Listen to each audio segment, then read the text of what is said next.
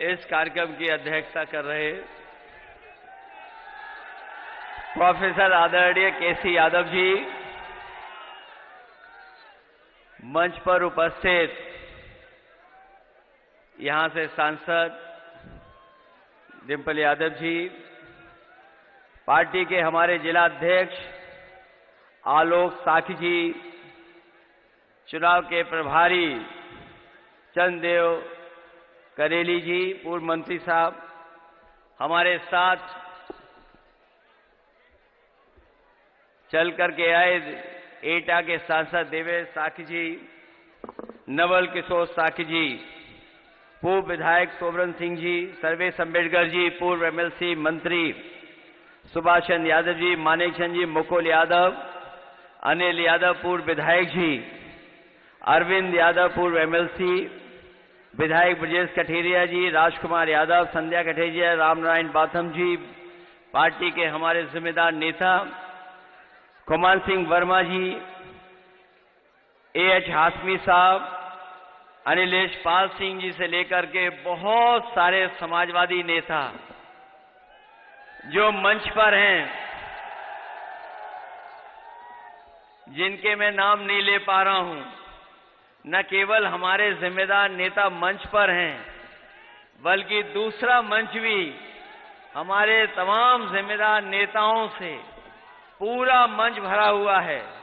बहुत सारे हमारे जिम्मेदार कार्यकर्ता साथी मंच के नीचे ही रह गए हैं, मंच पर नहीं आ पाए हैं। और वहीं चुनावी जनसभा में उपस्थित हमारे तमाम आदरणीय बुजुर्ग, किसान भाई, नौजवान साथी, माताएं, बहनें और पत्रकार बंधुओं, मैं सबसे पहले करहल विधानसभा के एक एक मतदाता का बहुत बहुत धन्यवाद और आभार प्रकट करना चाहता हूं। मैं अभी आदरणीय रामजिया सुमन जी को भी सुन रहा था और बहुत सारे साथियों ने भाषण दिया होगा, बहुत सारी अपील आपसे की होगी, लेकिन ये करहल की जनता और आसपास की ये जनता जानती है, और सबसे ज्यादा जानकारी अगर कोई रखता है तो सरकार के लोग रखते हैं जानकारी। सरकार के लोगों ने पहले ही मान लिया है कि करहल वो जीतने वाले नहीं हैं, और जहां जहां मैं होकर के आया हूं और जिन जिन विधानसभाओं में उपचुनाव हो रहा है, अगर हम प्रतिशत के हिसाब से जीत को माने तो 100% समाजवादी पार्टी और इंडिया गठबंधन सीटें जीतने जा रहा है। और अगर गिनती के हिसाब से मैं कहूं तो इस उपचुनाव में 9 की 9 इंडिया गठबंधन और समाजवादी पार्टी जीतने जा रही है। और जो सब जीतें होंगी इस बार उपचुनाव की, उसकी सबसे बड़ी जीत अगर कहीं होने जा रही है तो इस बार करहल विधानसभा से तेज प्रताप यादव जीतने जा रहे हैं। और जीत का और चुनाव का माहौल ऐसा हो गया है कि अब पीडीए की जगह वो डीएपी भी नहीं पढ़ पा रहे हैं, डीएपी को भी पीडीए ही पढ़ रहे हैं। जहां पीडीए को कुछ नहीं दिया, वहीं हमारा किसान जानता होगा, रातों रात खड़ा होना पड़ रहा है, लाइन में लगना पड़ रहा है। जब उसे खाद और डीएपी की जरूरत है तो उसे डीएपी नहीं मिल रही है। थोड़ी बहुत जहां जहां चुनाव है वहां तो थोड़ा बहुत उपलब्ध करा दे रहे हैं, लेकिन करहल में किसी किसान को डीएपी नहीं दे पा रहे हैं। और ऐसी कालाबाजारी भी कभी खाद और डीएपी की नहीं होगी जो देखने को मिल रही है। इसीलिए मैंने कहा, कई मौकों पर कहा, जो पीडीए का फुल फॉर्म बताते हैं, कम से कम डीएपी का भी फुल फॉर्म बता दें। वो जो पीडीए के बारे में जगह जगह जानकारी दे रहे हैं, वो कम से कम डीएपी की भी जानकारी दे दें। पहले तो ये लोग, बीजेपी के लोग, केवल बोरी में चोरी कर रहे थे। अब पूरी की पूरी बोरी चोरी हो रही है, बोरी मिली नहीं किसी को। और जब हमारे किसान को सबसे ज्यादा जरूरत है खाद की, डीएपी की, उस समय ये सरकार उपलब्ध नहीं करा रही है। और ये सोची समझी रणनीति है उनकी, भारतीय जनता पार्टी की। क्योंकि जिस तरीके से ये जो साइंस है, हमारा किसान पढ़ा लिखा हो ना हो, लेकिन वो समय और मौसम के हिसाब से अपनी फसल को तैयार करता है। इन्हें सब कुछ पता था कि अभी किसान को सबसे ज्यादा खाद और डीएपी की जरूरत पड़ेगी। उसी समय डीएपी और खाद उपलब्ध नहीं है पूरे उत्तर प्रदेश में। ये जानबूझ के कर रहे हैं, और जानबूझ के इसलिए कर रहे हैं जिससे कि हमारी पैदावार अच्छी ना हो। और जब पैदावार अच्छी नहीं होगी तो ये भारतीय जनता पार्टी अपने उद्योग, जो बड़े बड़े कारोबारी हैं, उद्योगपति जो मित्र हैं, उनसे बाहर से मंगा करके अनाज हमारे पूरे बाजार से मुनाफा कमाना चाहते हैं। ये डीएपी खाद इसलिए नहीं उपलब्ध करा रहे हैं क्योंकि बीजेपी के लोग अपने उद्योगपति मित्र से बाहर से चीजें मंगाएंगे। जब पैदावार कम हो जाएगी तो ये चीजें बाहर से मंगाई जाएंगी, उन्हीं के मित्रों को मुनाफा होगा। और आज जब हम लोग बाजार देखते हैं तो महंगाई कहां पहुंच गई है। जहां हम लोग त्योहार में खुशियां मनाते हैं, हमारी महंगाई ने हमारे त्योहारों को भी बर्बाद कर दिया। जहां खुशी मनानी थी वहां दुखी होना पड़ रहा है। जिस तरीके से त्योहार हम लोग मनाते थे, आज महंगाई के कारण हम लोग त्योहार भी नहीं मना पा रहे हैं। और न केवल महंगाई बल्कि हमारे नौजवानों की नौकरी और रोजगार भी छीन लिए। मैं अपने नौजवानों को बधाई दूंगा, और खासकर पढ़े लिखे नौजवान जो प्रयागराज में आंदोलन कर रहे थे, वो अपनी मांगों को लेकर के बैठ गए। 1 दिन, 2 दिन, 3 दिन, 4 दिन उन्हें बैठना पड़ा, लेकिन सरकार को अंतोगत्वा झुकना पड़ा है। ये सरकार नौकरी देने वाली नहीं है। इस सरकार के एजेंडा में नौकरी देना नहीं है, नौकरियों को उलझाना इनका एजेंडा है। नौकरियों में आरक्षण छीनना इनका एजेंडा है। पीडीए के लोगों के साथ धोखा करना इनका एजेंडा है। और उसी का परिणाम यह है कि कोई भी सरकारी नौकरी निकली, उसका सबसे पहले पेपर लीक करा दिया। और अगर परीक्षा हुई भी, परीक्षा पास भी कर गए, तो कोर्ट में जाकर के इन्होंने रिजल्ट को उलझा दिया। अभी भी नौजवानों को नौकरी नहीं मिल पा रही है। हाल ही में आप जानते होंगे जब भर्ती हुई और इस सरकार ने कहा कि हम रिकॉर्ड बनाएंगे, रिकॉर्ड भर्ती करेंगे, 2 दिन परीक्षाएं कराई और आंकड़े निकलवा करके आप देख लेना, 30% नौजवान केंद्र में ही नहीं पहुंच पाया। जो परीक्षा केंद्र थे वहां पर 30% नौजवान नहीं पहुंच पाया। और जो परीक्षा देकर के भी आया तो बाद में पता लगा जो क्वेश्चन पेपर आया है उसमें कई सवाल गलत हैं, जिन सवालों को निरस्त कर दिया जाएगा। मैं अपने नौजवानों से कहना चाहता हूं, हमारे फौज के तमाम जवान बैठे हैं। ये भारतीय जनता पार्टी ने जो अग्निवीर व्यवस्था लाने का काम किया है, ये व्यवस्था हम लोग कभी स्वीकार नहीं कर सकते हैं। जब कभी भी मौका मिलेगा तो जैसे पहले भर्ती होती थी फौज की, वैसे ही भर्ती करा करके अपने नौजवानों को पक्की वर्दी पहनने का मौका और पक्की नौकरी दिलाने का काम होगा। और न केवल नौकरी बल्कि भर्ती भी आसान हो। ये तो सब नौकरियां उलझा चुके हैं। हम लोग आसान भर्ती करना चाहते थे और याद होगा उस समय 10वां 12वां पास करके मेरिट से नौकरी दे दी थी। हम लोगों को मौका मिलेगा तो आसान भर्ती कराएंगे जिससे हमारे नौजवानों को नौकरी और रोजगार मिल जाए। अभी जब हम चुनावी जनसभा में आ रहे थे तो हमारे कई साथियों ने कहा कि लखनऊ वाले एक बहुत बड़े मंत्री हैं, डिप्टी सीएम हैं, उन्हें पता लग गया कि सभा में कोई नहीं है, सभा ही कैंसिल कर ली, सुनने में आ रहा है। ये सभा कैंसिल नहीं की है, ये अंदर ही अंदर भारतीय जनता पार्टी के जो मुख्यमंत्री हैं उनकी कुर्सी गिराने के लिए सुरंग खोद रहे हैं। ये बीजेपी वाले और हमारे योगी जी बारूद की सुरंग खोद रहे हैं और उन्हीं के अपने लोग उनके नीचे नीचे कुर्सी कैसे छीन लें उसके लिए सुरंग खोद रहे हैं। अभी जो नारा दिया था, जो अंग्रेजों से नारा इन्होंने चुराया, डिवाइड एंड रूल नारा, बांटो, और ये जो नारा दिया इन्होंने, ये नारा अंग्रेजों से सीखा है इन्होंने। जो लोग थोड़ी बहुत अंग्रेजी जानते होंगे, डिवाइड का मतलब तो जानते होंगे, डिवाइड का मतलब तो जानते ही होंगे, इसीलिए इन्होंने नारा दिया। ये अंग्रेजों से सीख करके दे रहे हैं। जहां अंग्रेजों ने बांट करके राज किया, उन्हीं के वचनवंशी हैं ये, उन्हीं के विचारवंशी हैं ये लोग जो बांटना चाहते हैं।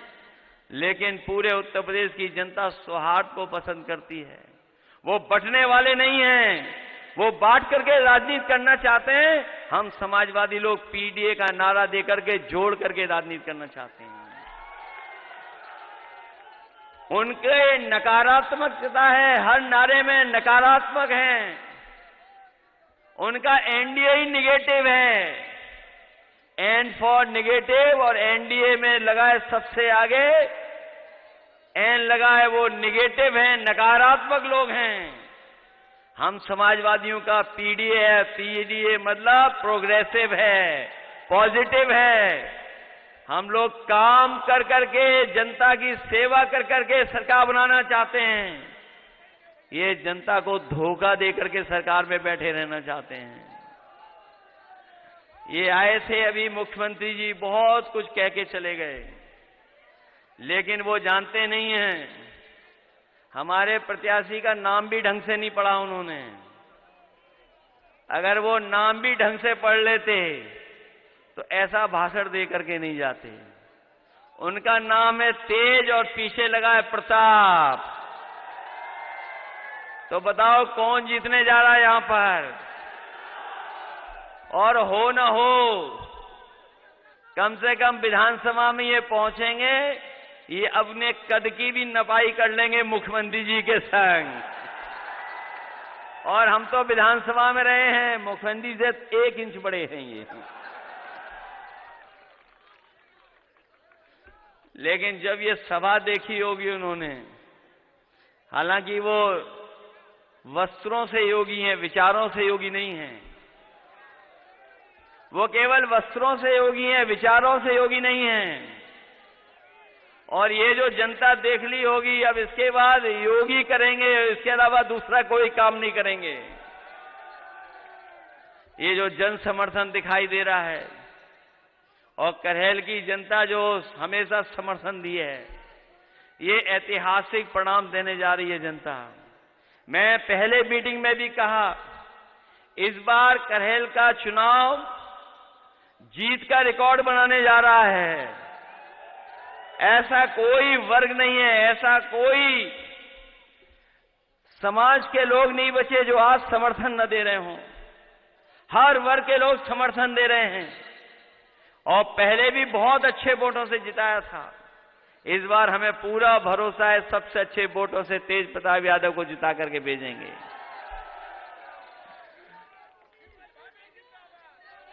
न केवल यहां का कार्यकर्ता तैयार है, बल्कि पूरी जनता तैयार है समाजवादी पार्टी को जिताने के लिए।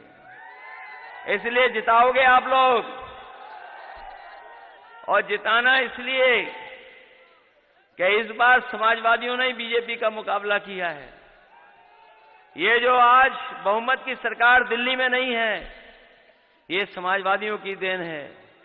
अगर सबसे ज्यादा मुकाबला किसी ने किया है और सबसे ज्यादा सीटें कोई अगर जीता है तो उत्तर प्रदेश में समाजवादी पार्टी और कांग्रेस ने मिलकर के इंडिया गठबंधन ने रिकॉर्ड बनाने का काम किया है। न केवल सबसे ज्यादा सीटें जीती हैं, बल्कि ऐसी भी सीटें जीती हैं जिनकी वजह से भारतीय जनता पार्टी को नींद नहीं आ रही है। ये चुनाव टालने वाले लोग हैं। ये चुनाव पहले 13 तारीख को हो रहा था और अब चुनाव 20 तारीख को हो रहा है। ये जानते थे कि 13 तारीख को अगर चुनाव हो गया तो जो लोग दूर दूर से छुट्टी लेकर के आए हैं, त्योहार के समय पर जो दूर काम कर रहे थे, जिन्हें उत्तर प्रदेश में रोजगार नहीं मिला, नौकरी के लिए चले गए थे, किसी काम के लिए चले गए थे, वो त्योहार में सब लौट आए थे और उन्होंने अपनी छुट्टी बढ़ा ली थी। उन्होंने मन बना लिया था कि बीजेपी को हरा देंगे और ये भनक बीजेपी को पड़ गई, इसीलिए उन्होंने चुनाव टाल दिया। ये टालने वाले इस बार हारने जा रहे हैं। टालेंगे तो हारेंगे भी चुनाव। इसलिए इस चुनाव में मदद करना आप लोग। जहां 9 चुनाव हो रहे हैं, सबसे महत्वपूर्ण चुनाव करहल का हो रहा है। करहल का चुनाव अलग तरह का संदेश देगा।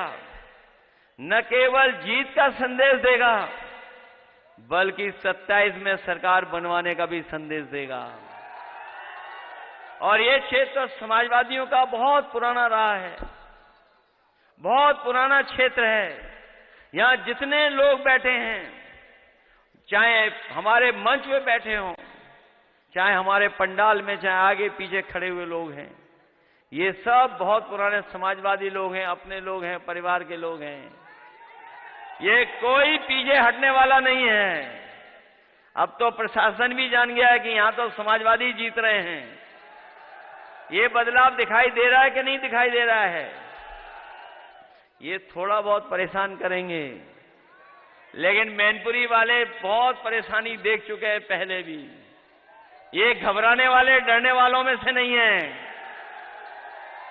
और सच्चाई तो ये है कि ये शासन प्रशासन वाले सब लोग जानते हैं कि जैसे ही महाराष्ट्र का चुनाव का परिणाम आएगा, वहां जैसे ही परिणाम आएगा, यहां उत्तर प्रदेश की कुर्सी से भी बदलाव होना शुरू हो जाएगा।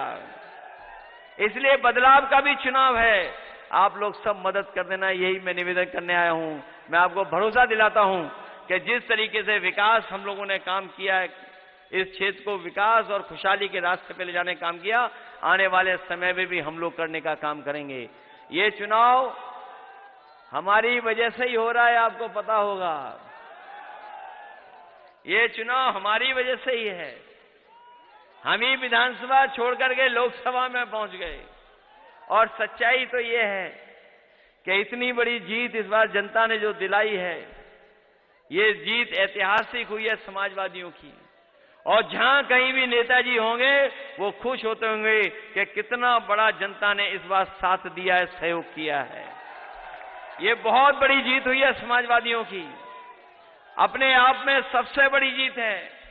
न केवल जीत हुई है, देश की तीसरे नंबर की पार्टी बनी है, तीसरे नंबर की पार्टी है। और हम आपको भरोसा दिलाते हैं कि जो नेताजी ने सपना देखा था कि समाजवादी पार्टी राष्ट्रीय पार्टी बने, जो झंडा हम लोगों को हाथ में थमाया है, हम आपको भरोसा दिलाते हैं। अभी तो उत्तर प्रदेश में हम लोग सबसे ज्यादा सीटें जीते हैं। आने वाले समय में आप देखोगे समाजवादी पार्टी राष्ट्रीय पार्टी बनकर के देश में दिखाई देगी। मैं इन्हीं शब्दों के साथ एक बार फिर आप सबसे निवेदन और अपील करने आया हूं कि तेज प्रताप जी को ऐतिहासिक वोटों से जिता देना। जिताइए सब लोग मिलकर के अच्छे वोटों से। और जिन्हें मनाना हो मनाइए, और नहीं मना पा रहे हो तो हमारे पास लाइए, हम भी मनाएं उन्हें। बहुत बहुत धन्यवाद सबका। मैं तमाम साथी जो आज समाजवादी पार्टी में शामिल हो रहे हैं, पूर्व प्रत्याशी बसपा से किसी से 2 बार चुनाव लड़ चुके हैं, मैं प्रभु दयाल जाटव जी का बहुत बहुत स्वागत करता हूं, बहुत बहुत बधाई देता हूं। इनके साथ साथ अशोक दिवाकर जी, धीरेन्द्र कश्यप जी, गुलाब सिंह जाटव जी, और उनके साथ बड़े पैमाने पे जो साथी सहयोगी समाजवादी पार्टी में आए हैं और इस चुनाव में सहयोग करने आए हैं, मैं उन सबका बहुत बहुत धन्यवाद और आभार प्रकट करता हूं। मुझे उम्मीद है कि आप सब लोग मिलकर के ऐतिहासिक वोटों से तेज प्रताप को जिता करके भेजेंगे। बहुत बहुत बधाई।